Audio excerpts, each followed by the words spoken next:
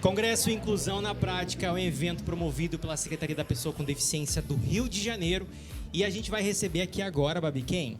Agora a gente vai chamar novamente a assessora especial da Secretaria da Pessoa com Deficiência do Rio, a Flávia. Flávia vai falar sobre uma ação muito importante realizada na cidade do Rio de Janeiro, que foi o diagnóstico empresarial, realizado em julho desse ano, mês em que a Lei de Cotas completou 30 anos, em parceria com a Rede Incluir. O senhor Antoniel, presidente da Rede Incluir, e o senhor Fábio, vice-presidente da Rede Incluir, estão conosco aqui no estúdio também. O objetivo é identificar as boas práticas de diversidade e inclusão e os maiores desafios para a inclusão de profissionais com deficiência no mercado de trabalho formal para traçar ações mais assertivas para 2022. Vamos ouvir então agora Flávia Cortinoves, o palco é seu. Obrigada mais uma vez, obrigada. Agora vamos falar sobre o diagnóstico. Meus amigos aqui da Rede Incluir estão aqui, mais tarde eles vão entrar para contar uma super novidade. Mas assim que a gente entrou na secretaria, a gente entendeu, e eu concordo muito com a fala da doutora Isabel, de que a gente precisa olhar para frente, porque o que as pessoas precisam efetivamente na vida adulta é de emprego. De emprego real, verdadeiro, respeitoso, que tenha compromisso com as qualidades, com as preferências, com as habilidades, com os anos de estudos da pessoa com deficiência. E aí, para que a gente possa, então, trabalhar essa pauta, a gente precisa entender qual é o nosso ponto de partida. Porque sem ponto de partida fica muito difícil a gente planejar algo em relação a quê? O que é que a gente quer mudar? Quais são os pontos que a gente vai trabalhar? Portanto, em julho desse ano, né, como a Babi falou, a gente fez um diagnóstico, a gente propôs esse diagnóstico para as empresas do Rio de Janeiro. Esse ano é muito emblemático, porque são 30 anos da Lei de Cotas. E o objetivo, então, é fazer um primeiro mapeamento para entender quais são os pontos fortes e quais são os pontos que a gente pode trabalhar ao longo de 2022. Vou pedir para o pessoal agora soltar para mim, por gentileza, a apresentação para que a gente possa dar. Conforme a gente havia programado, no dia 3 de dezembro a gente ia fazer a devolução, portanto, estamos aqui fazendo a devolução sobre o diagnóstico.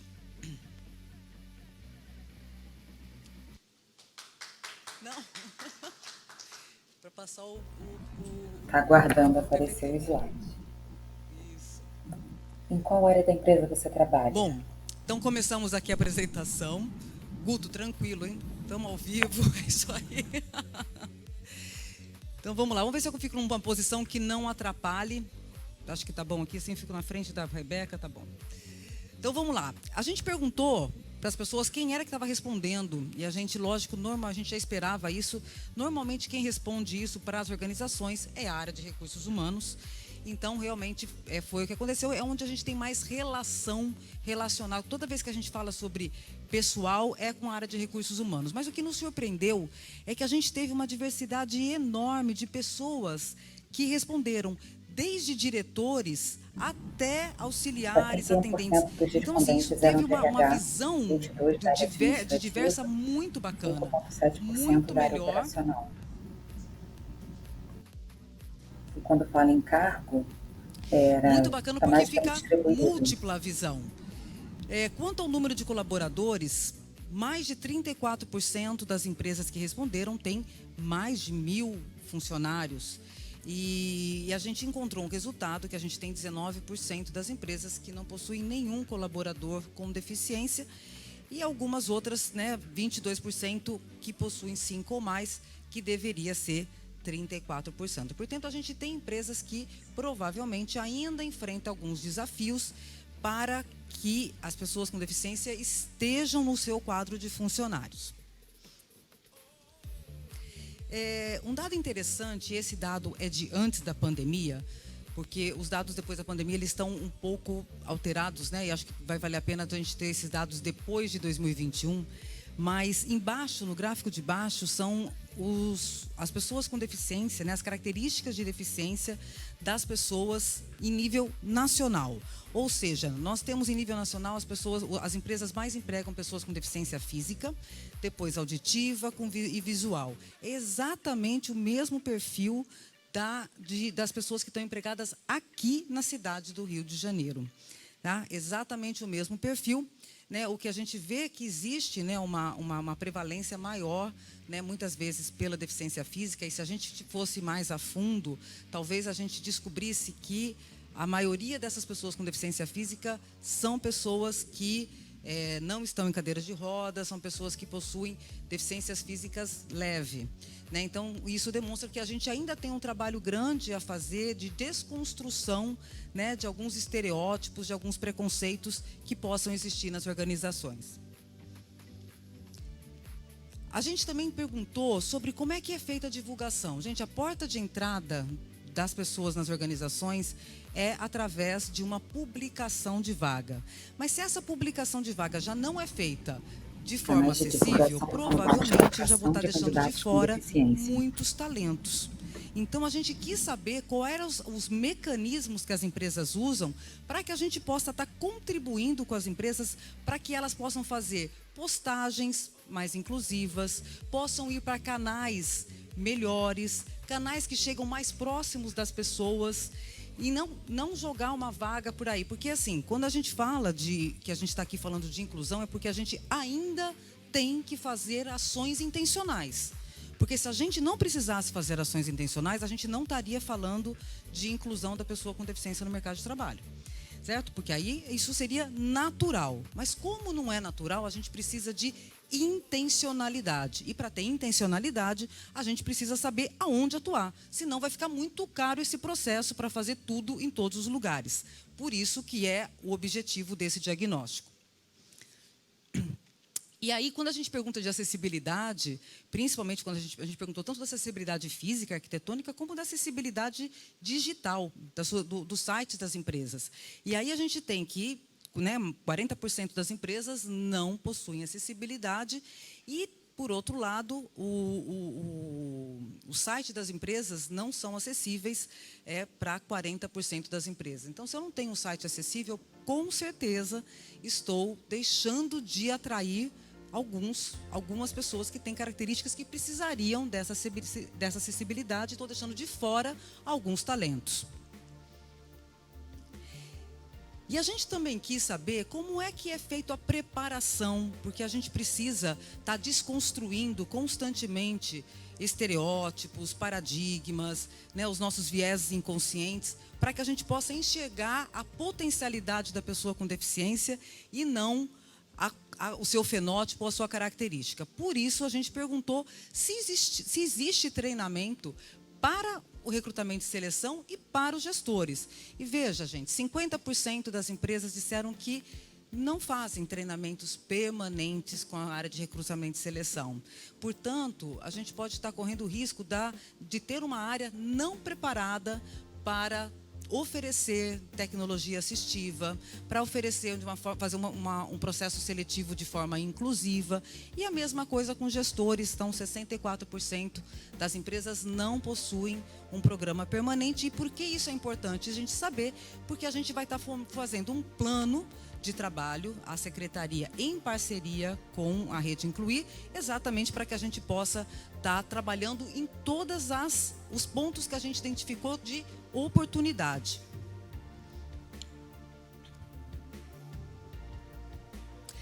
A gente também perguntou sobre as boas práticas, porque todas as organizações têm boas práticas. Tem pontos a melhorar e tem as boas práticas que a gente quer fomentar, para que as empresas que identificaram uma boa prática, por exemplo, a gente tem 20% das empresas, uma boa prática que é a política, tem uma política de diversidade e inclusão, é maravilhoso isso. Né? Então, como é que a gente faz para que essas empresas que têm essa boa prática, possa contar para as demais, para que a gente tenha, no próximo ano, mais empresas? Esse é o nosso compromisso de planejamento para 2022. Né? A mesma coisa, por exemplo, outros 20% tem canal de denúncia. Olha que bacana, uma empresa que está preocupada com o seu ambiente organizacional, se estão realmente tendo uma cultura de não discriminação. E se caso existir alguma coisa, ter um canal para poder denunciar. Isso é maravilhoso, isso dá segurança psicológica, isso faz com que as pessoas se sintam bem nas empresas. Com toda certeza, se sentindo bem, a gente é mais produtivo, né? E é para isso que, na verdade, é o maior benefício da diversidade. E aí a gente perguntou, né, se caso a empresa tenha, né, mais do que 100 funcionários, quais eram os motivos dela não encontrar, não estar cumprindo com a lei de cotas, né, com a 8.213. E aí a gente identificou que, principalmente, as organizações têm dificuldade para encontrar os profissionais, porque provavelmente elas estão indo em locais, publicando as suas vagas em locais que não têm pessoas com deficiência, não são acessíveis. Então, as pessoas com deficiência têm sim, gente. 7% da população brasileira tem deficiência. Tem muita gente. São 15 milhões de pessoas. Né? Então, é muita gente. No Rio de Janeiro, a gente está falando de 452 mil pessoas. Então, tem alguma coisa errada, porque a gente tem pessoas e as empresas dizem que não tem. Então, alguma coisa está faltando no meio do caminho. E, por outro lado, diz que tem escassez de pessoas com deficiência capacitadas. E para esse ponto especificamente, logo após a minha fala, a gente vai trazer uma super novidade dessa parceria com a Rede Incluir. E a gente também quis saber das empresas quais eram os temas que elas mais gostariam que fossem trabalhados dentro das organizações. O que mais que a gente poderia fazer por elas como órgão público, como política pública? O que a gente poderia trabalhar, visto que a Secretaria tem uma área de empregabilidade, tem esse foco, né, porque a gente, né, se a gente trabalha tanto a parte de habilitação e reabilitação da pessoa com deficiência, desde que nasce, com estimulação, com terapia, buscando oportunidades, é para que na vida adulta tudo isso possa ser posto à tona. Então, faz sentido que a gente trabalhe fortemente nas organizações, preparando esse terreno para que a gente venha com essa galera empoderada e ocupe esses espaços, de fato, de forma verdadeira e real. Então, a gente pintou aqui de amarelinho, porque todos esses primeiros 7 pontos a gente vai trabalhar em 2022. Com ações virtuais, com ações presenciais, para que a gente possa ter o melhor aproveitamento das organizações nestes temas. Vou falar só os primeiros aqui, né? O primeiro campeão é entender mais sobre acessibilidade universal. Olha que bacana! Conhecer, as empresas querem saber mais sobre acessibilidade, sem ser somente acessibilidade arquitetônica. Como um segundo ponto, como realizar um processo de recrutamento e seleção de forma inclusiva? Com toda certeza, né? Se a gente não está encontrando pessoas, alguma coisa deve estar acontecendo aí. Então, todos esses pontos identificados são exatamente os pontos que a gente vai trabalhar. E aí, para 2022, a gente identificou as ações em 4 tipos de ações, porque foi isso que nós identificamos no diagnóstico. Um deles que é práticas de governança para a promoção da inclusão e diversidade.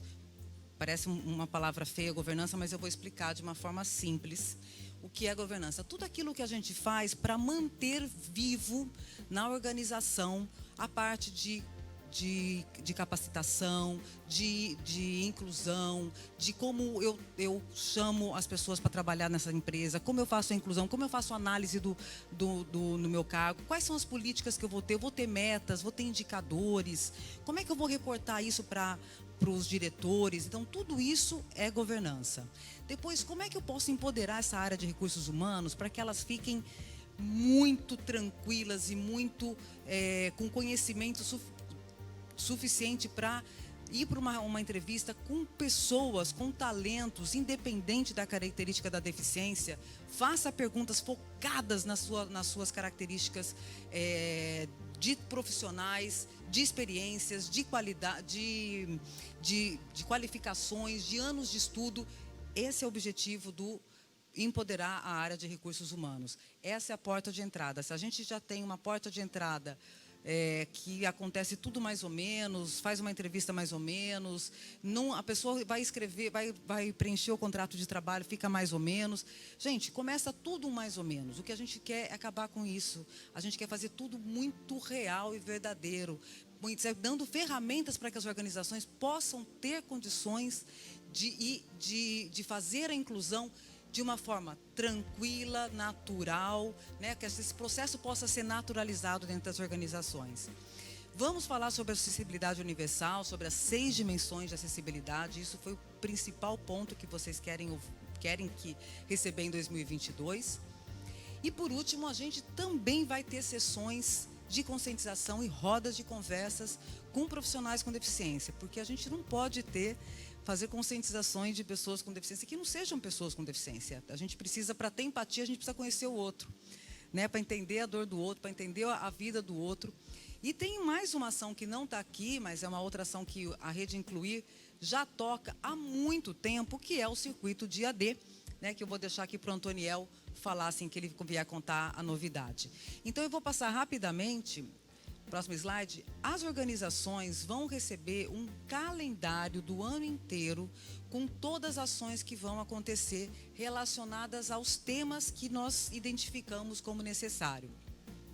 Então tem janeiro, fevereiro, março, depois tem abril, maio, junho, certo? Até dezembro de 2022. As organizações, então, vão receber sempre com um mês de antecedência quais são as ações do mês seguinte, nestas datas programadas, se elas serão presenciais ou se elas serão virtuais. E a gente vai ter sempre uma mescla para que mais organizações possam, de acordo com a sua característica, participar de um formato ou de outro formato.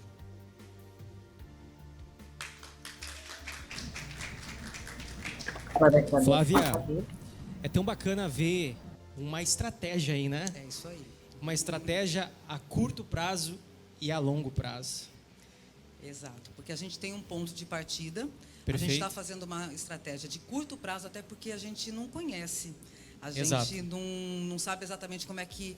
todas as ações que a gente vai estar planejando, então a gente tem uma parceria, né, com a Rede Incluir, e juntos a gente traçou essas metas para que o ano que vem a gente tenha um novo ciclo e possa verificar, dentro do que a gente se propôs a fazer e dos resultados que a gente identificou, se nós alcançamos as nossas metas ou não, o que funcionou, e aí sim começar a pensar mais a longo prazo.